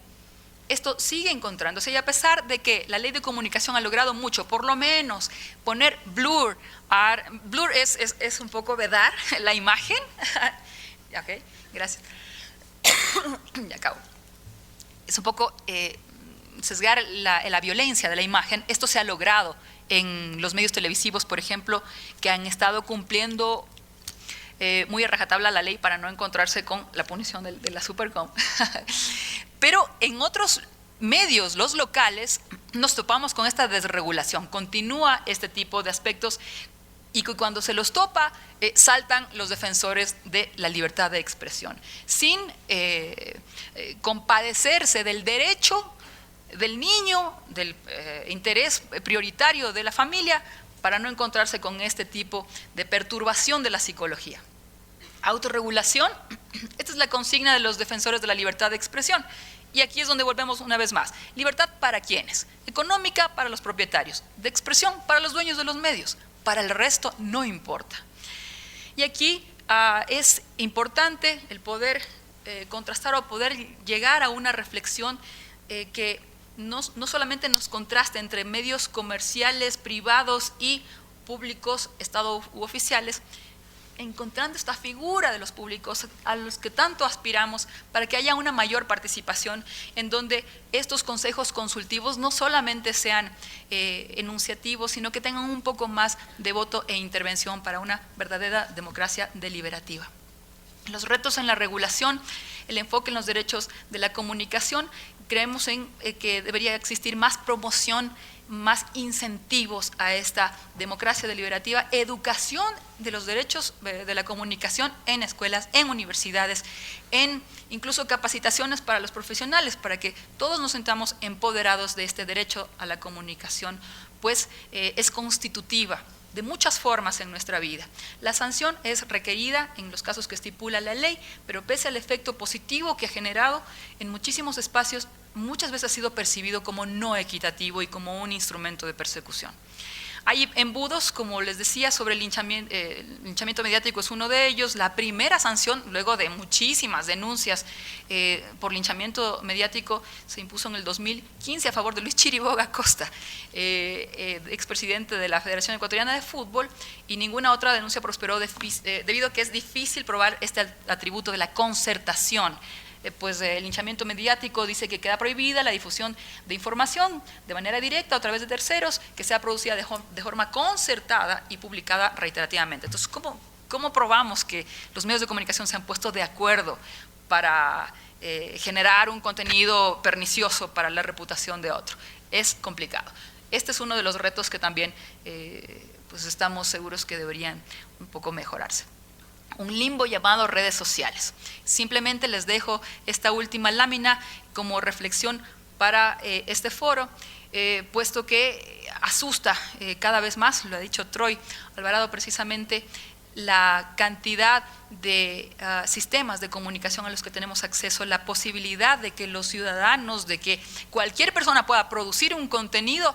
Claro, es democratizadora, es muy interesante, nos ha generado muchísimos elementos para tomar en cuenta en espacios como campaña electoral, pero también ha llevado toda esta esfera pública a una deformación hiperbólica de insultos, de una sensación de hastío de todo y sobre todo de desconfianza, pues la documentación, la verificación no está presente en redes sociales. Cuando se habló sobre regular redes sociales, evidentemente todas las voces hablaron de ese espacio no se topa, porque ese espacio no es medios, es ciudadanos, pero estamos encontrando medios digitales que se enarbolan como tal, por ejemplo este espacio 1000 hojas, que pues publican información sin mayor documentación y generan todo un imaginario deformado.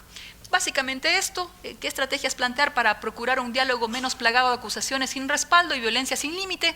Eventos como el del Estadio Atahualpa el día de ayer, pues nos dejan muy en evidencia todo lo que ha sido violencia y choque en redes sociales, el atunazo al Banco del Pacífico y las investigaciones en portales que no son medios, una vez más, como 1000 hojas. Eso es, muchísimas gracias. Bueno, muchas gracias, un gusto compartir la mesa con tanto conocedor pues del tema de comunicación, del cual yo no soy, ¿no? De hecho me llama incluso la atención que de 5 panelistas 2 seamos del sector de la música, por lo cual yo creo que incluso mis puntos de vista van a tener mucho que ver con los puntos de Troy, porque obviamente pertenecemos al mismo sector, pero desde 2 lugares, bueno, parecidos, ¿no? Pero desde 2 lugares diferentes. Entonces, que creo que es importante, bueno, poner en contexto cómo se percibía, digamos, desde mi sector, que es la música, que es la creación, que es la producción, cómo se percibía un poco hace 10 años el tema de los medios de comunicación al uno tratar de acceder a ellos, ¿no es cierto? Entonces, uno percibía a los medios como estos grandes hombres empresarios que tenían como el poder de convertirte en un hit, ¿no? Y que te daban esta gran oportunidad.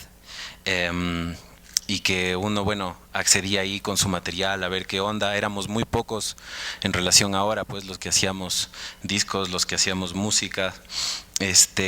La música ecuatoriana sonaba, pero como una especie de acolite del medio, ¿no? El medio como que tenía esta sensación de te voy a dar chance, pelado, para que te hagas famoso. Y por ahí si alguno se hacía más famoso, bueno, pues lo apoyaban un poco más y qué sé yo, así es como funcionaba y cómo se sentía, ¿no? Yo también puedo decir que, claro, la producción de música local no tenía el nivel de la producción internacional. Más bien estábamos como bastante lejos de estar a los niveles de la producción internacional. Entonces, bueno, era como, tenía un poco de sentido, ¿no? Tú no podías competir con, no sé, artistas de muchísimo nivel y llevando tu producción grabada en un estudio básicamente casero. Lo que se sentía también siempre, bueno, aunque hay algunas diferencias, pero se sentía que la producción nacional de programas de radio, de televisión, era bastante flaca, igual que la producción de música. O sea, no había profesionales en el sector, no había gente especializada así en música, aunque en ese tiempo sí cabe anotar que sí había espacios, por ejemplo en televisión, para rotar videos musicales, un espacio que se ha perdido por completo y que antes tenía pues hasta un eje comercial importante para un medio de comunicación, ahora básicamente no existen. Entonces antes por lo menos había eso, ¿no es cierto? Yo a lo mejor podría decir que vale ver ahora, después de 10 años, qué ha cambiado, qué ha mejorado, cómo estamos, ¿no? O sea, hacerse estas mismas preguntas. Yo puedo decirles que si bien se siente una mayor organización, y en el sector de la música yo no siento que haya una profesionalización del lado de la comunicación. Es más, cada vez las radios o la televisión tienen menos espacios para la música y más espacios para el talk show, en muchos sentidos, no sé, para la cháchara o para estar hablando y hablando y hablando y hablando y sonar una canción por ahí de vez en cuando. Cada vez más pasa eso y es porque obviamente la gente está conectando más con los medios digitales que con los medios masivos, ¿no? Cada vez más pasa eso. O sea, antes era tan anti-pro los medios que hasta yo trabajé en una radio. Cuando tenía como 14 años era el programador y el que hacía un montón de cosas en cuanto a una radio AM. ¿De quién era la radio AM? De un periodista deportivo que tenía su radio, entre otras radios. En esta radio a la noche la persona que ponía la música era el cuidador, que era un manaba que andaba con su machete en el pantalón todo el día y él era el que se encargaba de poner la música, ¿no? Entonces eso se percibía bastante. Yo no sé si ahora, bueno, a pesar de que se siente más organización, yo estas falencias las sigo sintiendo y quizás más profundas ahora y me duele un poco decir que no solo en el lado de la comunicación, sino en muchos de los ámbitos es como que no avanzamos mucho, nos quedamos realmente como el perro mordiéndose la cola. Y no veo pues un gran progreso en muchos ámbitos, ¿no? O sea, el tema político pues ni hablar, en el tema de comunicación yo creo que hemos perdido espacio más que ganar con este tipo de leyes, porque les voy a explicar después por qué. Entonces vale la pena preguntarse si todo esto o todo este proceso realmente ha ayudado o no a un sector como el mío, ¿no? O sea, yo sí estoy consciente de que una ley como la ley de comunicación ha venido pues a poner orden, a equilibrar un poco las oportunidades de la gente, ¿no? Desde este tema de dividir el espectro radial entre un porcentaje para radios públicas, un porcentaje para radios privadas y otro porcentaje para radios comunitarias, que eso era pues impensable, ¿no? Antes básicamente todas eran radios privadas. Entonces, bueno, hablando de esto, ¿no? De la oportunidad, voy chequeando aquí un poquito. Ahora, bueno, en el tema de las radios comunitarias creo que es muy necesario, ¿no? que se empiece a insertar la gente de las comunidades a este tipo de labor, porque es una responsabilidad, ¿no? Hay que tener a la gente informada, bien informada. Del lado de las radios públicas, pues creo que es un espacio que si bien se ha abierto, todavía no se siente el peso que debería tener. O sea, yo pienso que los medios públicos en algunos países grandes tienen un peso en la comunicación, tienen un peso en la producción, un peso en la difusión, que no necesariamente va del lado de los contenidos comerciales. No tengo nada contra los contenidos comerciales, sino que justamente son los medios públicos los que empiezan a acaparar la responsabilidad de proponer propuestas pues que son más relevantes a nivel artístico, a nivel estético, qué sé yo, pero aquí creo que no está pasando. Yo veo en los medios públicos bastante enlatado cultural, pero no veo mucha producción local. En la radio pública, si bien hay algunos programas por ahí que se dedican a la música, no tiene pues la potencia que puede tener un medio privado, y entonces no es como de mucha utilidad. Entonces me gustaría pues sentir un peso mayor en el manejo de los medios públicos para que estos sean realmente una puerta y sean una opción en la comunicación para la gente, ¿no? Que tengan como una visión diferente o una opción diferente, ¿no? Entonces, bueno, y de ahí, bueno, están los medios privados que bueno, están para hacer negocios, sonar lo que más vende y tener auspiciantes que pagan la pauta y qué sé yo, y todo este formato que ya conocemos. Yo no puedo culpar a un medio que se dedica a cierto tipo de música porque le resulta más rentable. Yo creo que hay que permitir pues que estos medios tengan la oportunidad de hacer su negocio con su visión de mercado y con su concepto, ¿no? Entonces, en ese sentido hay que tomar en cuenta, pero bueno, en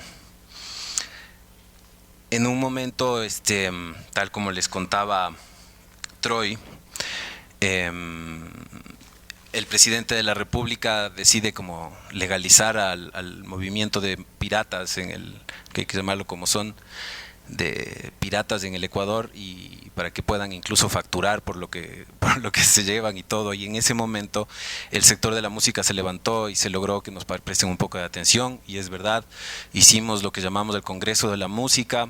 Se redactó un documento, estábamos, no sé, sería unos 100 profesionales del sector trabajando juntos por más de una semana, creo, y se sacó un documento que abarcaba muchísimas temáticas importantes de fomento, de educación, de circulación, de un montón de temas. Este documento que tenía muchísimo valor, yo creo, nunca se utilizó ni para la ley de cultura, ni para nada en realidad.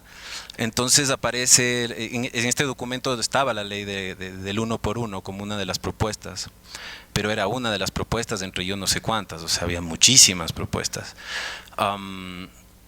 Entonces salta la ley del 1 por 1 en la ley de comunicación, quizás de un lado viéndolo como una oportunidad, pero a la larga yo les podría decir que la ley del 1 por 1 en cambio tuvo para mí fue una jugada política, ya que se utilizó la voz de los artistas para apoyar un proceso de gobierno en el cual entonces los artistas nos vimos involucrados, porque el artista, aparte por naturaleza, es un poco más izquierdoso, un poco más, lo que hacemos tiene más que ver con el entorno de la sociedad y todo, ¿no? Entonces, muchos nos metimos pues a apoyar este proceso, y lo que generó fue una guerra espantosa, sobre todo con la radio, ¿no? Al sentir la radio que estábamos pues ocupando su espacio, que era su espacio, y que ellos eran los que nos hacían famosos, ¿no? Entonces ahora se veían pues obligados a tocar música ecuatoriana. Hubieron encontrones medio terribles, digamos, con los amigos de la radio, porque en realidad deberíamos, como dice Troy, trabajar juntos siempre, pero listas negras, censura a artistas, muchos problemas que en realidad no debían haber pasado, y que creo que rompió en muchos de los sectores de la música una relación con los medios de comunicación.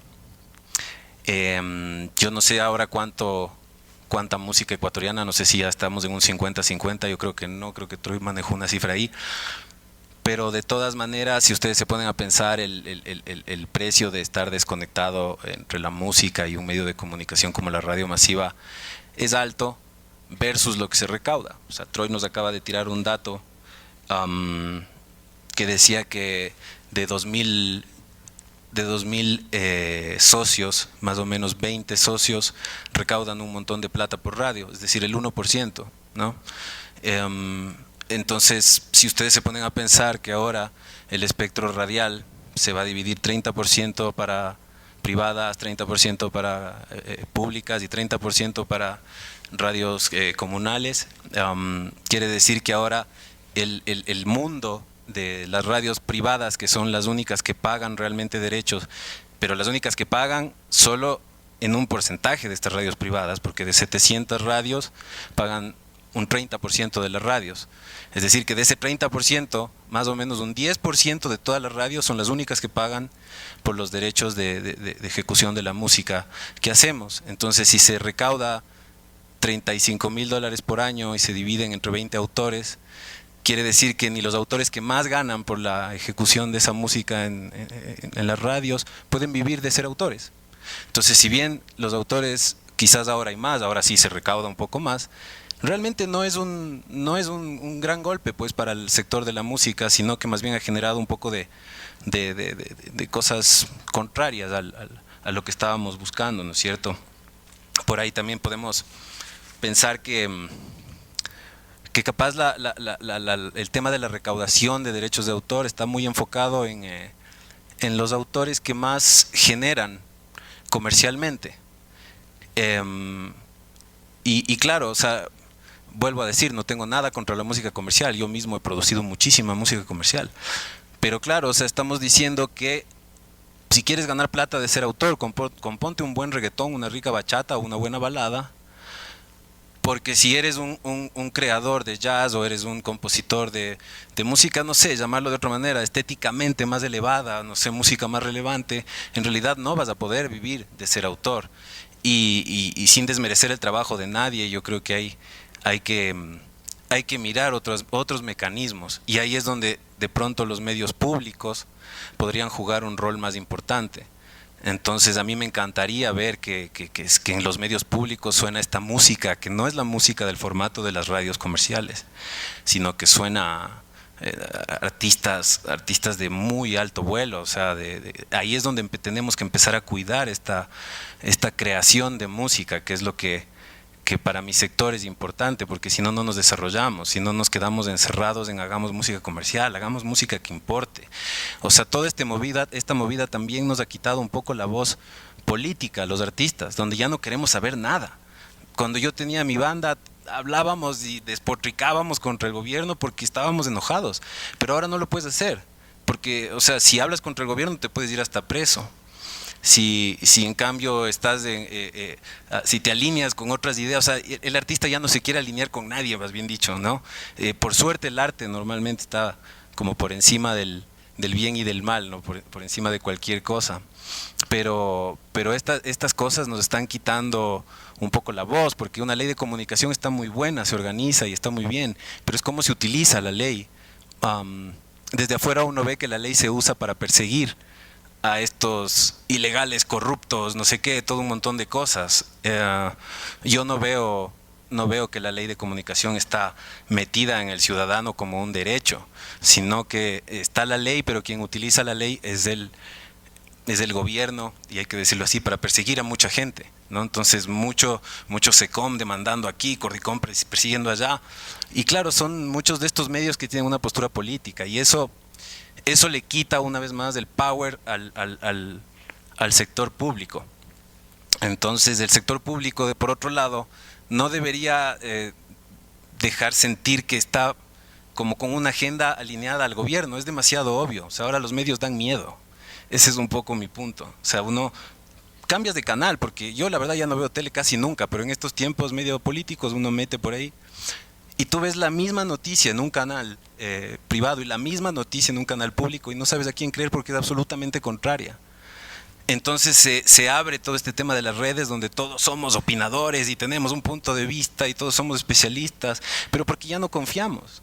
La gente ya no confía en los medios, se ha perdido esa confianza. Entonces se arma una batalla libre de control en las redes sociales y es devastador. O sea, lo que pasa en las redes a nivel comunicación es realmente de terror. O sea, uno ya casi tiene que llegar al punto de decir yo voy a pagar para siempre mis cuentas de redes porque realmente no sabes a quién creer. Entonces uno tiene que apelar mucho a su conciencia. Entonces veo que voy a ir terminando porque a la final estamos también repitiendo un poco de cosas y queremos avanzar por ahí a las preguntas. Pero creo que hay muchísimo por trabajar todavía. O sea, yo no pienso que derogar una ley de comunicación sería un acierto, pero sí establecer otro tipo de reglas de qué es lo que se censura, qué es lo que se controla, qué es lo que está consumiendo la gente, los niños, qué es lo que ven en la televisión a las 3 de la tarde en un programa prime time. Es vergonzoso, o sea, es una pena. Yo no creo que ningún padre con un poco de conciencia no considere que la televisión es nociva, ¿no? O sea, ya no quieres que tu hijo vea tele, es un desastre. Entonces, creo que hay que apuntar los canales hacia otras cosas. O sea, los chicos están conectados en otro mundo. Yo les puedo decir que mis hijos no tienen idea ni de qué radios hay, ni de cómo se llaman, ni qué canales hay. O sea, ellos consumen lo que les interesa y en cuándo les interesa, y eso es otra forma de comunicación. Las suscripciones van a ser como el futuro de todo lo que uno tiene en su pequeño smartphone para consumir a nivel de comunicación. Entonces, bueno, nada, decirles que ayer murió don Segundo Nazareno, uno de los mejores y más importantes cultores de la música afropacífico, y es un artista más que muere en el olvido, el abandono y la pobreza. Gracias.